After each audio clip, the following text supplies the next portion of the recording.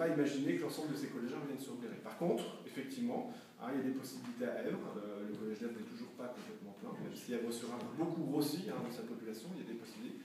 Mais par contre, Cormery vient sur le canton et ils n'ont même pas réfléchi au fait qu'il y avait un collège à Cormery. Le collège actuel Cormery, c'est ma commune, je le connais bien, lui n'est pas plein. Et pourtant, on veut nous enlever de classe. Je ne sais pas si vous avez regardé un peu les journaux ces derniers temps, il y a eu des protestations de la population de Cormery contre ça. On veut nous fermer de classe, alors que de l'autre côté, on a des élèves à Azay-sur-Cher qui font 1h30 aller-retour par jour. Bon, il y a peut-être une solution de proximité ici, pour faciliter le déplacement et la scolarité de ces élèves d'Azay-sur-Cher. Je pense que ce serait des choses à voir et je suis sûr qu'on pourra étudier.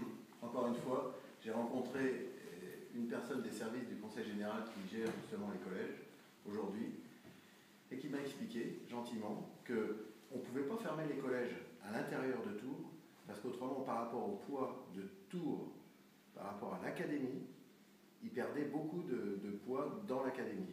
Et donc, à chaque fois, les variables d'ajustement sont faites en périphérie parce que c'est la ville-centre de Tours qui sert de poids dans tout le calcul par rapport au collège.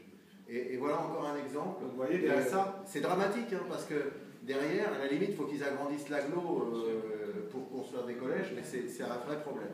C'est un vrai problème. Vous savez, l'organisation du territoire, on ne peut pas tout laisser dans l'agglo parce qu'il y a des intérêts en permanence partisans, parce que nous, derrière, j'ai rencontré les mamans ce matin, des groupes de mamans qui avaient une ancienne association de l'époque de Mme Roiron, qui ont encore leurs enfants au collège. Elles me disent, mais vous ne vous rendez pas compte, on n'a rien contre le collège de Tours, mais c'est 1h30 de route.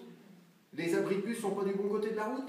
Il faut que les gamins ils traversent, comme avant, ça allait dans un sens, maintenant ça va dans l'autre sens. Il faut que les abris de bus soient à l'envers. Quand on connaît la route d'Azay vers Est-Sarcé, je peux vous dire, les gamins, l'hiver, il faut qu'ils se rendent. Donc on a une vraie difficulté. Donc il y avait des décisions qui ont été prises purement politiques. Donc vous voyez, sur ces collèges, il y a certainement des choses à faire pour que les gens qui connaissent le terrain puissent réorganiser les choses pour que ces élèves reviennent dans le